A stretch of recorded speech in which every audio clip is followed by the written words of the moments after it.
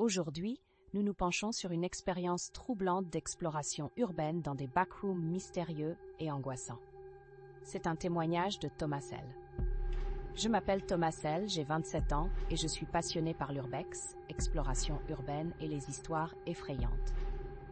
Je vis à Lyon, une ville qui regorge de mystères et de lieux abandonnés. Lorsque l'on pense à des endroits hantés ou étranges, la première chose qui vient à l'esprit, c'est souvent de vieux châteaux ou des maisons abandonnées.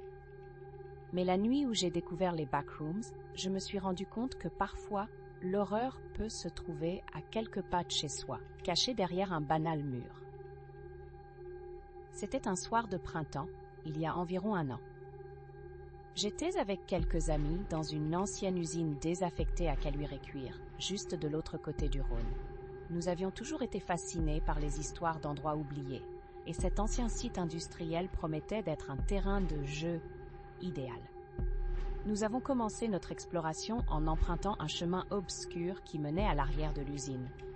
Tout semblait normal jusqu'à ce que nous trouvions une porte verrouillée. Curieux, nous avons cherché des moyens de l'ouvrir. L'un de mes amis, Lucas, a finalement réussi à forcer un battant à moitié rouillé. En entrant, nous avons découvert un long couloir qui s'étendait à perte de vue, éclairé par des néons vacillants. L'atmosphère était lourde, presque oppressante. Mais l'excitation d'explorer cet espace interdit nous a poussés à avancer. Soudain, nos téléphones ont commencé à biper, signalant une perte de signal. Tout autour de nous, le bruit des néons clignotants et des gouttes d'eau résonnait comme un écho tortueux. Ce qui avait commencé comme une aventure exaltante est rapidement devenu une expérience surréaliste et angoissante. Au bout du couloir, une autre porte s'est présentée à nous, et c'est là que notre véritable cauchemar a commencé. En l'ouvrant, nous avons été aspirés dans un espace complètement différent, les backrooms. Imaginez un lieu infini, où chaque mur est recouvert d'un moquette jaune fané, où les plafonds sont si bas qu'il est difficile de se tenir debout. La lumière fluorescente émet un bourdonnement incessant et il n'y a aucun moyen de sortir. Nous étions piégés dans un labyrinthe de bureaux sans fin où le seul bruit audible était celui de nos pas sur le sol tapissé. Au début, j'ai pensé que c'était un bon moment pour se faire des frayeurs. Nous avons commencé à plaisanter et à faire des bruits étranges pour simuler les histoires de monstres que nous avions lues. Mais très vite, l'humour s'est dissipé lorsqu'un sentiment croissant de désespoir s'est installé. Nous avons essayé de retracer nos pas, mais chaque couloir semblait identique. Nous appelions nos noms, mais seul le silence nous répondait. Plus le temps passait, plus nous perdions notre sens du temps et de la direction. Les murs semblaient se mouvoir, les couloirs se déformaient, mon cœur battait la chamade. Nous n'étions pas seuls. Je pouvais sentir une présence, quelque chose qui n'appartenait pas à ce monde. Il me suivait, attendant le bon moment pour se manifester. Au bout d'une demi-heure, Lucas a commencé à paniquer. Il a commencé à crier, à courir dans tous les sens, se heurtant au mur. J'ai essayé de le calmer, mais ses pleurs résonnaient comme une mélodie lugubre dans cet espace infini. C'est alors que j'ai vu quelque chose, une ombre filant rapidement dans l'un des couloirs. Je suis directement parti à sa poursuite, sans réfléchir. Les couloirs s'étendaient à l'infini. Je me suis enfoncé profondément dans ce labyrinthe. Après plusieurs virages, je me suis retrouvé dans une pièce rectangulaire vide à l'exception d'un ancien bureau en bois.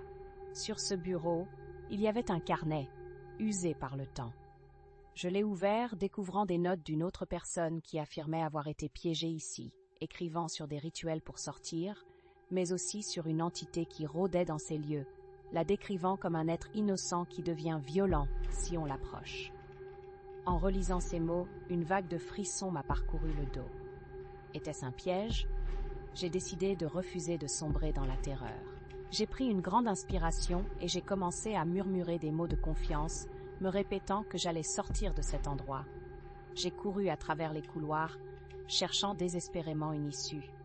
La peur m'aveuglait, mais je me suis souvenu des conseils d'autres explorateurs. Écoute les bruits, suis les sons. Au bout d'un moment, une lueur s'élevait au loin.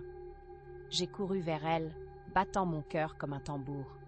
Lorsque je suis arrivé à cette lumière, j'ai vu une porte légèrement ouverte. J'ai poussé la porte avec force et je me suis retrouvé, haletant, dans l'ancienne usine. Lucas et mes autres amis étaient là, figés, leurs visages blêmes.